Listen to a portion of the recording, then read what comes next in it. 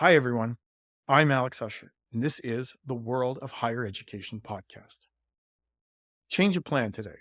I was supposed to be interviewing Mary C. Wright about her new book on centers of teaching and learning.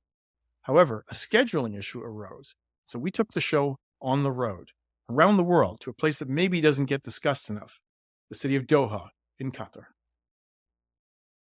30 years ago, the Emir of Qatar, Hamid bin Khalifa Al Thani, and his wife, Sheikh Moza, created the Qatar Foundation. Among the foundation's most important goals was to lift the level of higher education provision in Qatar. Though the country already had a university, the eponymous Qatar University, it was a bit of a backwater. What the foundation wanted to do was to leapfrog the rest of the region. And the way they chose to do it was quite unique. Not for them was the tried path of letting foreign universities come in and set up their own low-cost provision teams. Instead, they built an education city in which top universities from different parts of the world were paid to open faculties in their areas of greatest strength. So, a Cornell for medicine, a Virginia Commonwealth for visual arts, a Georgetown for the School of the Foreign Service. And the foundation carefully managed these partnerships so that the staff at the Doha branch would be equal in status to the staff at the home campus in the United States. Now, Education City was mostly American. Canadian institutions did play a role in the country too. The University of Calgary still operates a nursing school on behalf of the government of Qatar. The College of the North Atlantic operated a campus in Doha on a similar basis until about 4 years ago, at which point the institution reverted to Qatari control and is now a University of Science and Technology. Now, as the foundation approaches its 30th birthday, it seemed like a good time for us to take stock of how this experiment is going. And so with us today is Francisco Marmolejo, former World Bank lead of tertiary higher education, and currently the Qatar Foundation's president of higher education. He and I chat about the history of the foundation, what it's achieved for the country, and how it's expected to contribute to the country's future. I thought it was a fun talk. I hope you do too. Over to Francisco. So, Francisco, I'd like to go back to the beginning, which is almost 30 years ago now. It's been a long time, actually. So, the royal family of Qatar creates the Qatar Foundation in 1995. What was it specifically about the mid 90s that made the royal family want to invest in education? Well, Alex, I think something interesting to keep in consideration is that Qatar is a country younger than me, and about 25 years ago, as being a much younger country, Qatar had a very clear understanding that the leadership of the country that it was a significant need to have the adequate talent and also the mechanism to prepare people for the needs of the future. And they had two options. One was just to send lots of people abroad.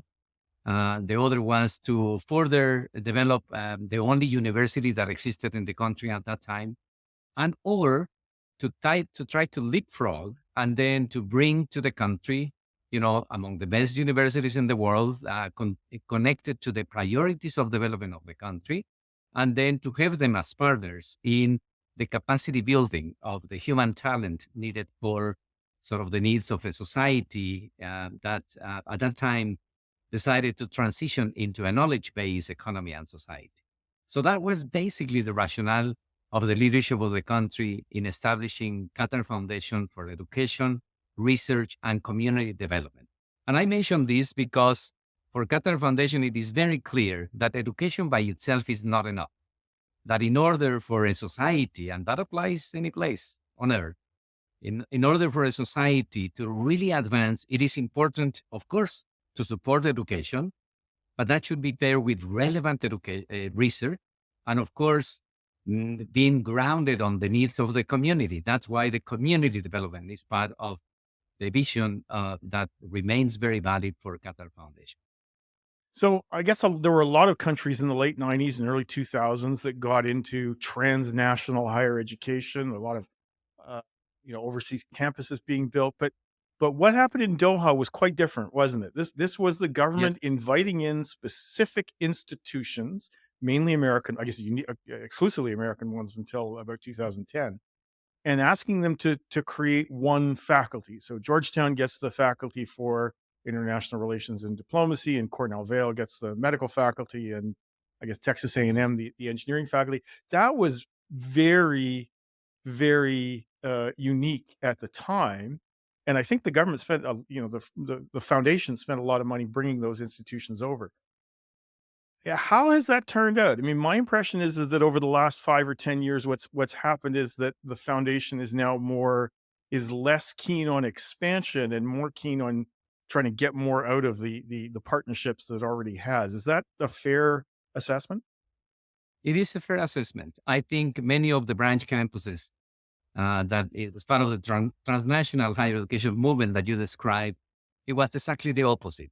They were, creative, entrepreneurial universities looking for where to establish a branch campus. Here, it was exactly the opposite. The leadership of the country, especially Sheikh Hamosa, inspired by the major guiding document of the country, which is Qatar National Vision 2030, identified those which were the areas for development of the country for which again the human talent was needed, and it was engineering, medicine, international relations, etc. And that's when this review of potential partners was made, and also to identify those institutions who were willing to be part of this adventure, I might say. Now, over the years, as you properly indicate, once we have all these universities here, there has been a clear intention to, first of all, figuring out how to have those institutions that usually compete with each other outside in the United States, the UK, or France. How do we, push them to change to shift the chip, if you want, and then to collaborate in order to compete? So that has been the whole idea of establishing this ecosystem as a multiversity ecosystem.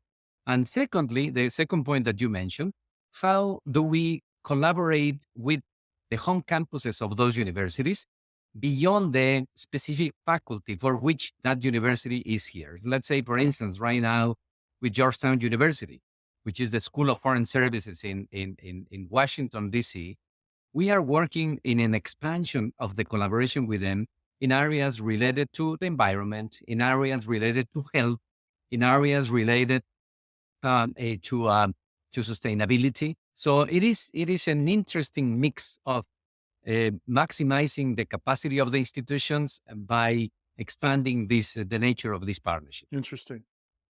Who attends these institutions in education city? So because sometimes these campuses are sort of showpieces for the country, right? They can be, they are meant to attract talent from around the region. But sometimes they're meant to, lift as you say, the sort of the human capital Mhm. of Qataris themselves. What's the mix at most of those colleges? Yeah. In general, let me give you a general sense of it. About 50% of our students are Qatari students.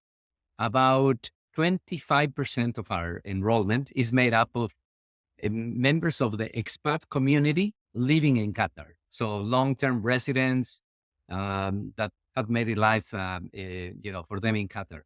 And about the remaining 25% are the true international students coming to Qatar just with the purpose of, attending higher education here in the country. About 70% of our enrollment is female enrollment. About 30% is male enrollment. About 65% of our enrollment is undergraduate education, and the rest is a graduate education. So that's more or less the mix of our student body here at Qatar Foundation. I think it is important to keep in mind, Alex, and then for the audience, that Qatar is a country in which about 85% of the population is made up of people who are not from Qatar. Only 15% of the population is the Qatari population. So it's a truly international community, people from all over the world who have decided to make a life here in Qatar. And so it does have, and so yes, it's very much has a domestic mission, but there is also some of that soft power and attracting people to Qatar as well. Is the assumption that young people would come to Qatar and stay? Well, it's the desire of the country is for them to become, that's for us very clear at Qatar Foundation, for that to become, a highly competitive, but also highly connected and committed to the community individuals. That's the kind of graduate that want to have at Qatar Foundation. Of course, the expectation is that they will become those type of individuals in whatever place they are. But specifically in the case of the students coming from other countries, the invitation of the country for them to stay is there. And in fact, some of the mechanisms that we have in place are aimed at that. Let me give you one example. Students who need financial aid. The type of financial aid they receive is basically a support, in terms of a loan that is income contingency loan, 0% interest rate, long-term payment. But if you decide to stay in the country, per year of staying and working in the country, 25% of your loan is being canceled. So literally in 4 years, a graduate of our institutions who had a loan, it will have a free ride, I say. Interesting. Now, you mentioned a second ago that prior to this, there was a domestic university, it was Qatar University. Yeah, Qatar University, our national university. Yes. And so, I mean, you could have interpreted, bringing in all these foreign institutions as a vote of no confidence in Qatar University. But the impression I've always had is that there's meant to be feedback between Qatar University and these institutions. It's meant to be one where there's sort of long-term transfer of knowledge about how to run a top higher education system. How's the foundation been able to use these foreign education providers to boost Qatar University? Well, in many ways. And I think now, because the university, Qatar University, has fully developed, and now it is a research oriented comprehensive university, I think it happens in both ways. So we benefit from the role of Qatar University. Again, going back in time, Alex, 25 years ago, the only university in the country is Qatar University. At that time, Qatar University was much more kind of a normal school. The main program was education and basically was preparing teachers for the schools. And again, 25 years ago, the country needed, a quick advance in both education, but also in research on a variety of areas that at that time, Qatar University was unable to provide. So that's one of the reasons why this idea of bringing institutions together and supporting that type of capacity building was made.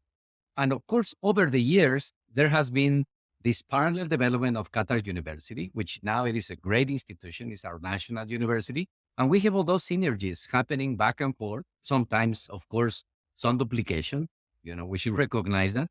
But there is a common understanding that at the end of the day, both Qatar University, the universities at Qatar Foundation, even our own university, Hamad bin Khalifa University, and also the recently evolved, a College of the North Atlantic that now is the Doha University of Science and Technology.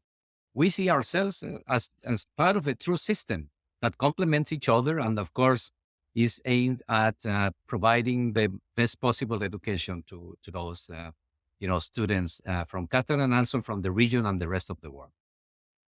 So, Francisco, you just mentioned Hamad bin Khalifa University, or HBKU, and that was where I wanted to turn next, actually, because this is, originally there was a thought about how do we use these foreign providers to help Qatar University. And then about 15 years ago, I guess, there's a decision to set up HBKU, which is a second domestic university directly under the foundation, which Qatar University is not. And it's research focused, it's graduate student focused. And I guess it's a natural progression from these foreign experiments. How's it doing these days? I mean, what are the challenges and what are the successes? Well, I think, first of all, there is this complementarity between the undergraduate and the graduate education.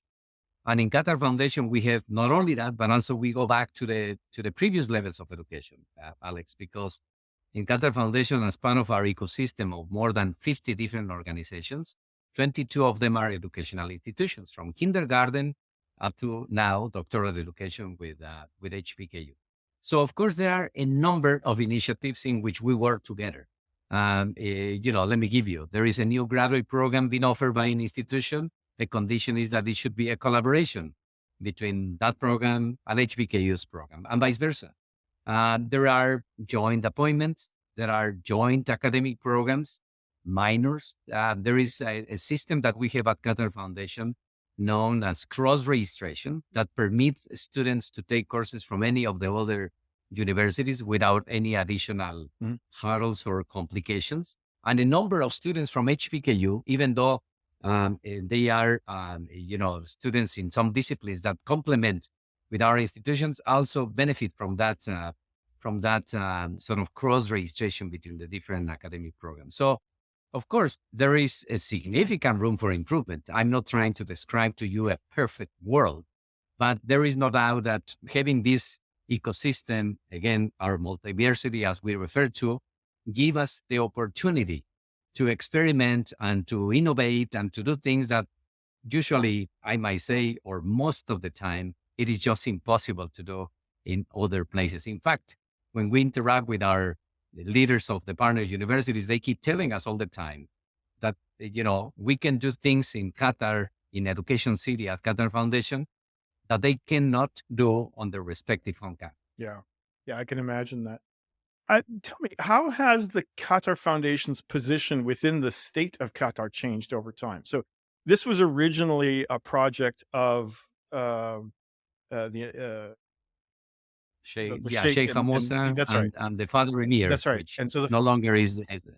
he's no, it's his son who is now the emir and has been, I guess, since 2013 or so.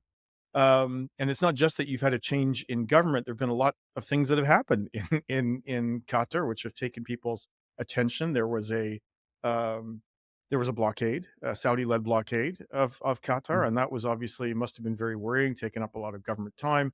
There was also holding the World Cup, which was an enormous undertaking. But now all Mhm. that's gone. The blockade's over, and the World Cup's over. Does Education City now move closer to the center of the stage again, or no? Well, Education City, and Qatar Foundation, even though, it's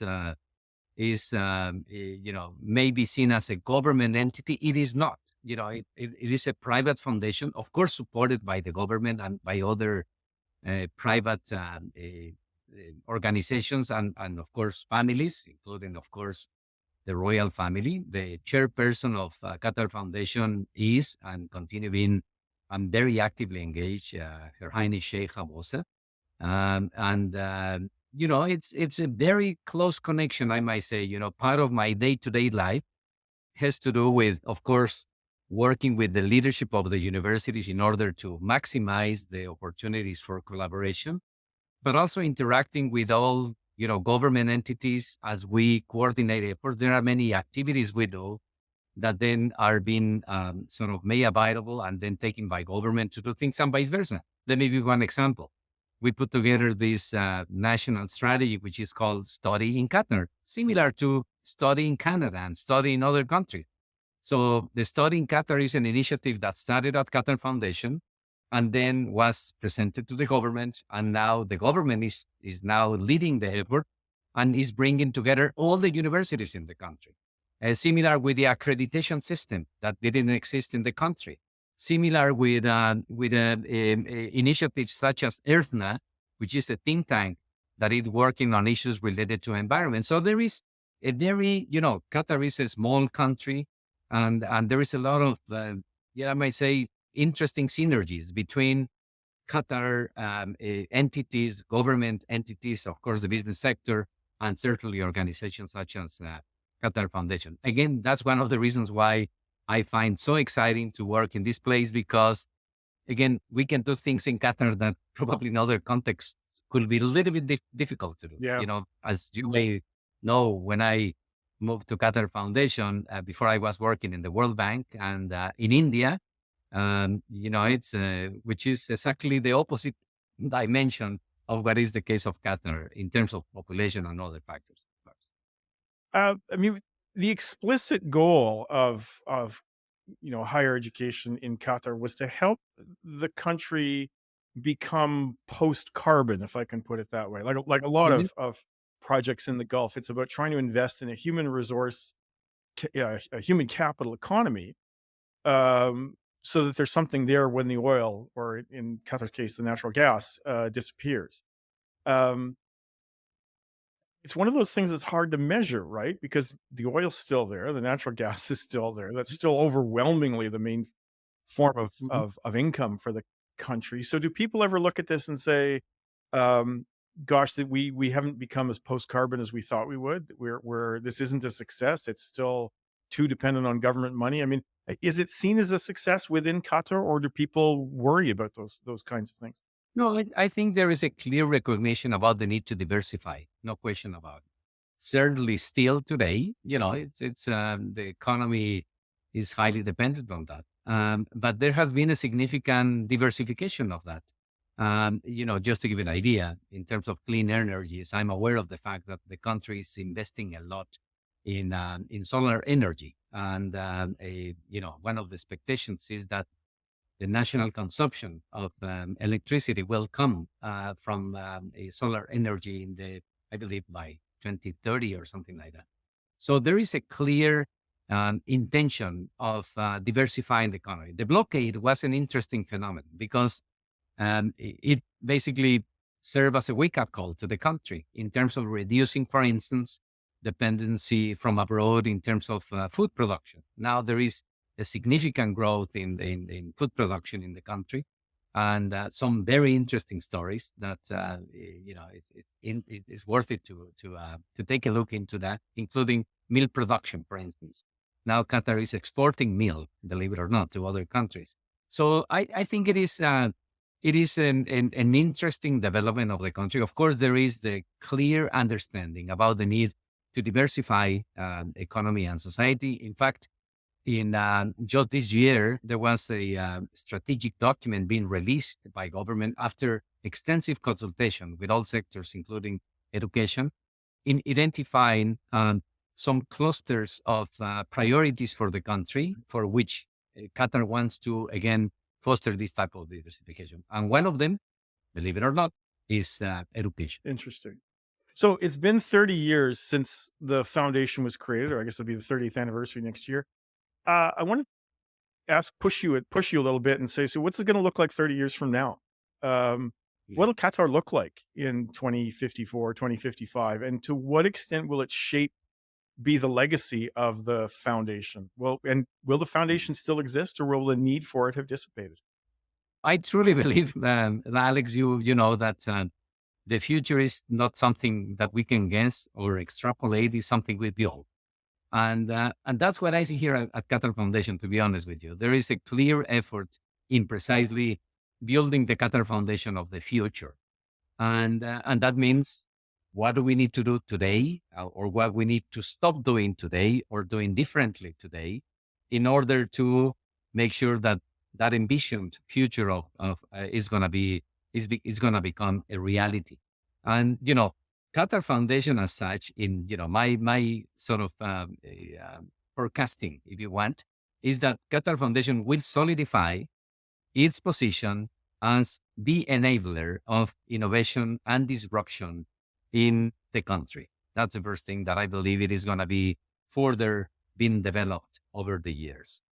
The partner universities, interestingly, I have seen an interesting transition of those universities.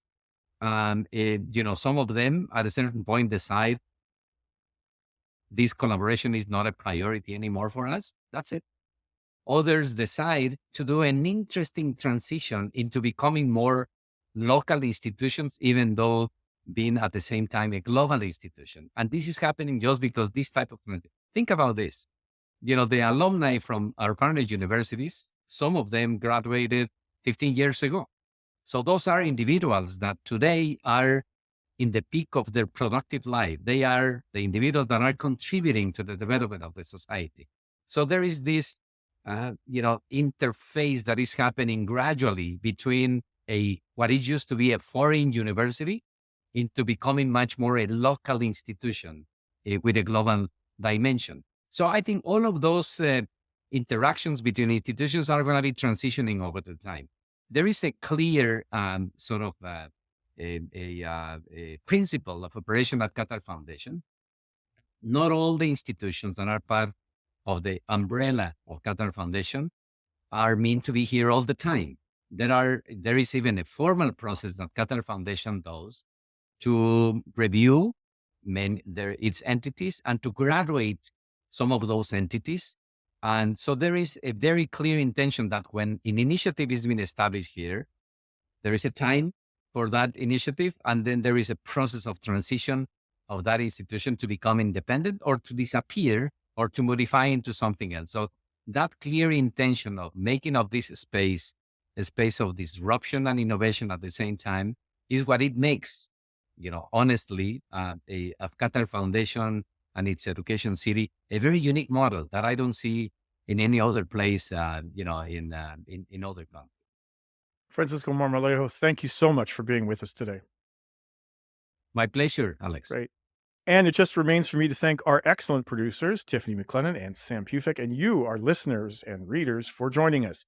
If you have any comments or questions about today's podcast, please get in touch with us at podcast@higheredstrategy.com. And please do head over to our YouTube page and subscribe. You never want to miss an episode of The World of Higher Education. Join us next week when our guest will actually be Mary C. Wright, and we'll be talking about her new book, Centers of Teaching and Learning. Bye for now.